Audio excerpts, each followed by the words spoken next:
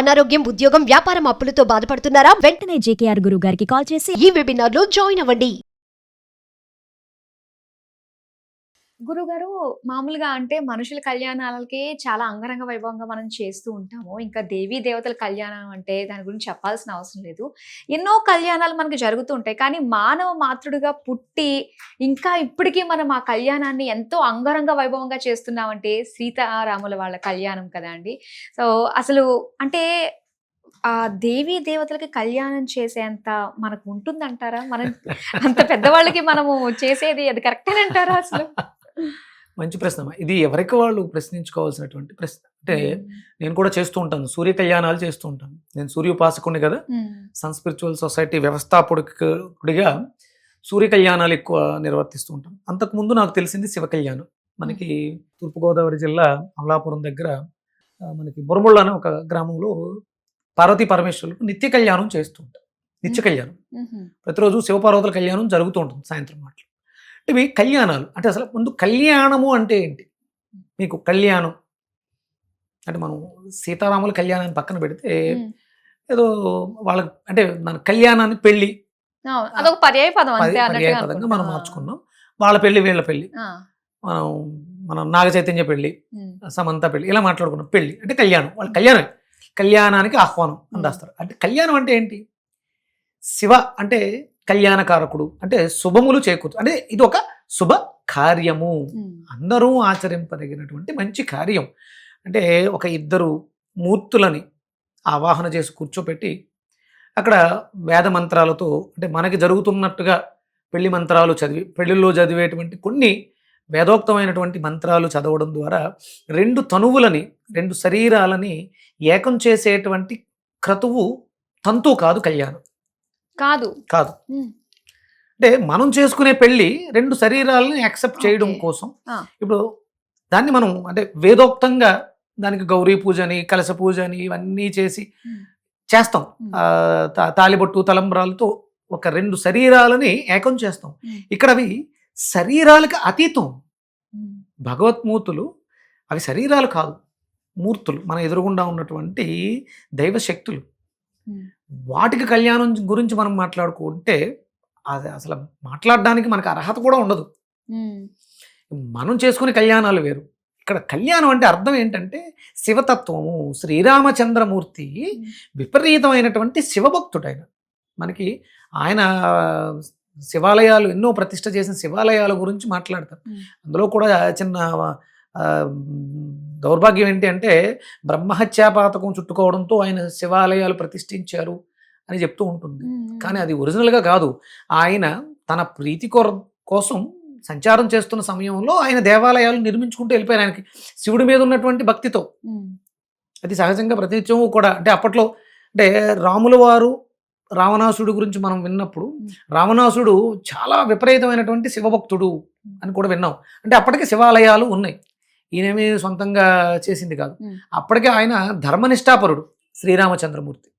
అంటే ధర్మం ఏం చెప్పుద్ది, వేదం ఏం చెప్పుద్ది అంటే వేదం తెలిసి ఉండాలిగా. ధర్మం ఆచరిస్తున్నారు అంటే దైవారాధన. అందుకని ఆయన విపరీతమైనటువంటి శివభక్తుడు. శివుడిని ఆరాధించడం మనకి కళ్యాణకారకం, మనకి మంచి జరుగుతుంది. కళ్యాణం అంటే మంచి చేరుట. అంటే ఇప్పుడు మనం అంటే మన అభిరుచుల కోసం, మన ఆనందం కోసం మనకి ఇష్టమైనటువంటి శ్రీరామచంద్రమూర్తి పుట్టినటువంటి తిథిని పురస్కరించుకొని ఆ సీతమ్మ తల్లిని తీసుకొచ్చి, అంటే వాళ్ళిద్దరి మధ్య కొంత ఎడబాటు వచ్చింది. అందుకని మళ్ళీ వాళ్ళకి మనం కళ్యాణం చేస్తున్నట్టు, వాళ్ళ కళ్యాణంలో మనం అక్కడ ఉండి కన్యాదానం చేస్తున్నట్టు. అంటే కొంతమందికి ఆ యోగ్యత, పాపం పిల్లలు లేకపోవడం వల్ల కన్యాదాన యోగ్యత ఉండదు. ఇలాంటివన్నీ కూడా అక్కడ అమ్మవారి తరపున ఒకళ్ళు, అయ్యవారి తరపున ఒకళ్ళు ఉండి ఆ కన్యాదానం చేయటం కానీ, కాళ్ళు కడగటం కానీ, ఇవన్నీ మనం రమిస్తూ ఉంటాం. రామనామంతో అంటే రామ అంటేనే రమించడం. అది మనం ఆ దైవశక్తితో, దైవ స్వరూపుడితో రమిస్తూ చేసేటువంటి అద్భుతమైనటువంటి దివ్య కార్యం కళ్యాణం. శ్రీరాముల సీతా సమేత శ్రీరామచంద్రమూర్తి యొక్క కళ్యాణం అది. అంటే కళ్యాణం అంటే అందరికీ మంచి జరుగుగాక. కొన్ని ఇళ్లలో శుభకార్యాలు చేయడానికి ఏం అవకాశం ఉండదు. అందుకని అందరూ ఏకమై ఐకమత్యంగా హిందువులందరూ ఏకమవుతారు. హిందువులందరూ భారతదేశంలో ఉన్నటువంటి సమస్త జీవరాశి కూడా సమస్త జీవరాశి కూడా ఏకమై నిర్వహించేటువంటి అద్భుతమైనటువంటి కార్యం సీతారాముల కళ్యాణం. అంటే ఇది ప్రత్యేకంగా ఒక మతం వాళ్ళకి సంబంధించి అనుకోవడానికి లేదు, భారతదేశంలో. ఎందుకంటే ఆయన ఇక్కడ అయోధ్య నగరంలో జన్మ తీసుకుని ఆయన చాలా సంచారం చేశారు, ఆయన సంచరించారు. ఒక చోట మనం రాముల వారి పాదాలు చూసామని చెప్తూ ఉంటారు. ఆయన భారతదేశం అంతా కూడా సంచరించారు, అంటే ప్రపంచం కూడా భూమండలం అంతా కూడా సంచారం చేశారు, భూమండలం అంతా కూడా.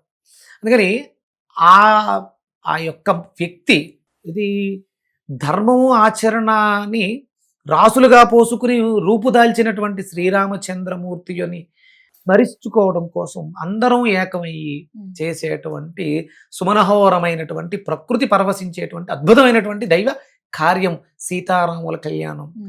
ఇక్కడ ఐకమత్యాన్ని చాటడం కోసం, అందరం ఏకమవడం కోసం, కష్ట సుఖాలని పంచుకోవడం కోసం, వ్యక్తీకరించుకోవడం కోసం మేమందరం ఇలా ఉన్నాం. ఆనందాలని అందరూ షేర్ చేస్తారు. ఇక్కడ తారతమ్యాలు ఉండవు, అందరం ఒక్కటే. అందరం కూడా ప్రతి ఇంట్లోనూ కళ్యాణమే. శ్రీరామ కళ్యాణం అంటే అందరి ఇళ్లలోనూ కళ్యాణమే. అంటే కొంతమంది ఇళ్లలో ఏదో అడ్డు వచ్చి శుభకార్యాలు జరగవు, కానీ జరుగుతుందని మాట వింటాం, టీవీల్లో చూస్తూ ఉంటాం. అందరూ ఆహ్వానితులే, దైవ కళ్యాణానికి అందరూ ఆహ్వానితులే. అందరికీ అన్న సంతర్పణ అని, పానకం, వడపప్పు, ఇవన్నీ కూడా మన జీవితాల్లో, అంటే ఈ చైత్రమాసంలో వసంత ఋతువులో మనం ఆనందానుభూతిని వ్యక్తపరచుకోవడానికి చేసేటువంటి అద్భుతమైనటువంటి కార్యక్రమం సీతారాముల కళ్యాణం. అయితే చాలా మంది రకరకాల సమస్యలతో బాధపడుతున్న వారు సీతారాముల కళ్యాణం చూసిన ఆ కళ్యాణం అక్షింతలను నెత్తి మీద వేసుకుని, ముఖ్యంగా పెళ్లి జరుగుతుంది పెళ్లి కాని వాళ్ళకి అని చెప్పేసి అంటూ ఉంటారు. ఇది నిజమేనా? 100% అమ్మా. అంటే మనలో ఆ ఉద్వేగం, భావోద్వేగం, ఆ ఆనందం మనలో ఉన్నటువంటి, అంటే ఇప్పుడు లా ఆఫ్ అట్రాక్షన్ ఉంది కదా, ఆకర్షణ సిద్ధాంతం. ఎప్పుడైతే ఒక శుభకార్యానికి వెళ్ళి, ఆ శుభకార్యం ఎవరిది? ఒక వ్యక్తిది కాదు, అది ఒక శక్తిది, శ్రీరామచంద్రమూర్తిది. అక్కడికి వెళ్ళిన వెంటనే ఆటోమేటిక్గా అందరిలోనూ పాజిటివ్ ఎనర్జీ, పాజిటివ్ థింకింగ్, ఇవన్నీ కూడా వే ఆఫ్ ఇవన్నీ మారిపోతాయి. ఆ మారిపోవడం ద్వారా ఈ అద్భుతమైనటువంటి కార్యక్రమంలో నేను పాలు పంచుకున్నాను కాబట్టి నాకు అంతా మంచిగా జరుగుతుంది. కళ్యాణము అంటే శివ అంటే కళ్యాణకారకుడు, మంచి చేస్తాడు. కాబట్టి అది జరగటానికి మేనిఫెస్టేషన్. మనం ప్రాక్టీస్ చేస్తూ ఉంటాం కదా, మంచిగా జరుగుతుంది, డబ్బు వస్తుంది, ఇవన్నీ చేస్తాం. ఇది ఒక అద్భుతమైనటువంటి మేనిఫెస్టేషన్. ఇంతమంది ముత్తైదువులందరూ, అమ్మలు, అక్కలు అందరూ కూడా ఒక చోట ఏకమైనప్పుడు ఎప్పుడు ఆనందంగా ఉంటావు? అందరూ ఉన్నప్పుడు ఆనందంగా ఉంటాం. అందరం కలిసి చేస్తున్నాం కాబట్టి 100% అక్కడ స్వామివారికి నివేదన చేసినటువంటి అక్షింతలు, నేను ఒక పెళ్ళికి సూర్యకళ్యాణం జరిపించి సూర్యకళ్యాణంలో వాడినటువంటి జీలకర్ర బెల్లాన్ని, తలంబరాలని కూడా, అంటే 6 రోజులు పెళ్ళి, 5 రోజులు పెళ్లి చేస్తారు కదా, అలా ముందు సూర్యకళ్యాణం చేయించి ఇక్కడ నుంచి తీసుకువెళ్ళి అక్కడ వాళ్ళకు ఉపయోగించడం జరిగింది. ఓకే, ఆ జంట బాగుండాలి. ఇవన్నీ కూడా మనకి మన సాంప్రదాయంలో, మన ధర్మాచరణలో ఉన్నటువంటి భాగమై నిక్షిప్తం చేయబడి ఉన్నాయి. అందుకని సీతారాముల కళ్యాణం లోక కళ్యాణం.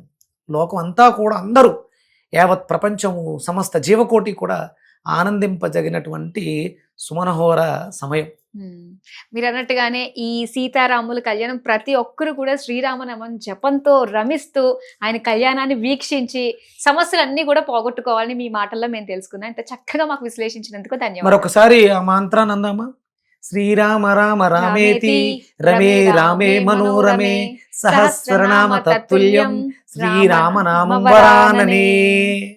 అందరి జీవితాల్లో కూడా శ్రీరామచంద్రమూర్తి ఆయుర ఆరోగ్యాలని, అష్టైశ్వర్యాలని ప్రసాదించాలని మనస్ఫూర్తిగా ఆకాంక్షిస్తూ అందరికీ కూడా శ్రీరామనవమి, సీతారాముల కళ్యాణ మహోత్సవ శుభాకాంక్షలు.